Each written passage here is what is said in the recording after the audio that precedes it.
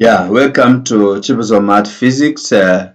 This is the seventh series of this video, and we'll be talking about discrete random variables. All this while, we've been talking about how to find the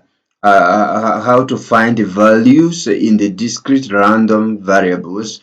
But here comes the continuous random variable. So we need to now look at how to find the values when you are given a probability density function. In this type of probability function, it is not discrete. The probability density function is used to describe, it is mainly used to describe the probability for continuous random variable. So the area under a curve is an example and is a perfect one at that. So it is the area under a curve, or the area under the density curve between 2 points, maybe point A and point B. These areas will correspond, it will correspond to the probability that the variable falls between those two values. And when it is like that, we call it the probability, it is a continuous probability function. Hence, it is difficult for us to sum these uncountable values like the way we usually do in discrete random variable. So therefore, we are going to apply integral over those set of values in order to determine their values and count them. So this is mainly a kind of second part, because we have been talking about the discrete random variables and how to find its values. I remember in the third series we even represented some values using tree diagram and other ways that it will help us to find the values. But here we have a question and we are to find the value of k for which the given function is a probability density function.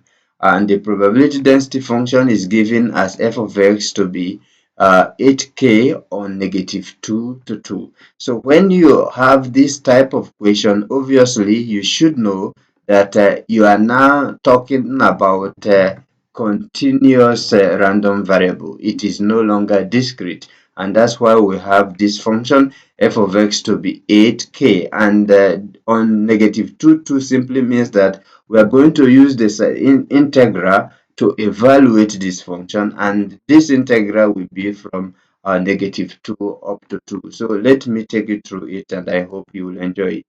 Don't forget to subscribe to the channel.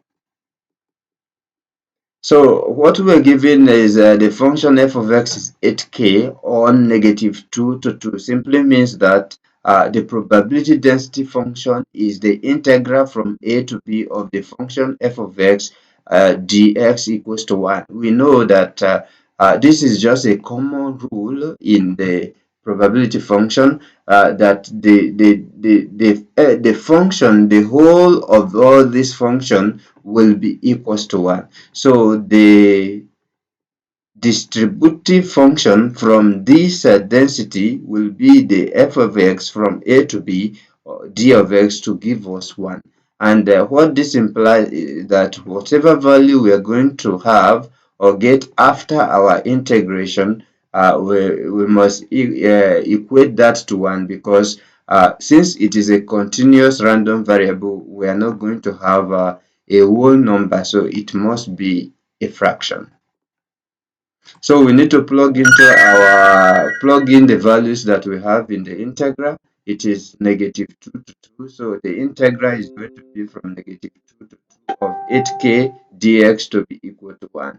So this implies that 8k, if we do our integration, since it's dx, it simply means it is x. So x is from 2 to 2, which means all this is equals to 1. Now, if we do our integration, I am aware you know how to do integration. Otherwise, you need to refer to the calculus video where I did how to do basic integration and even other types of integration that will help you to do that. So usually what we do in integration is you integrate from up to down. Remember, from here we are having from 2 to -2. So it is these two, you integrate from these two minus this. So it will be, since we have minus sign, it will be 2 minus -2, which become 2 plus 2. So that's why we are having 8k is 2 plus 2, because we have 2 minus minus will give you plus. So it is 2 plus 2, which is 4. So 8k will be 2 plus 2, and all this will be equated to 1. Remember, in our probability function, whatever we get must be equated to 1. So if you try to open this up, you have 8 multiplied by this plus this, you get 32k.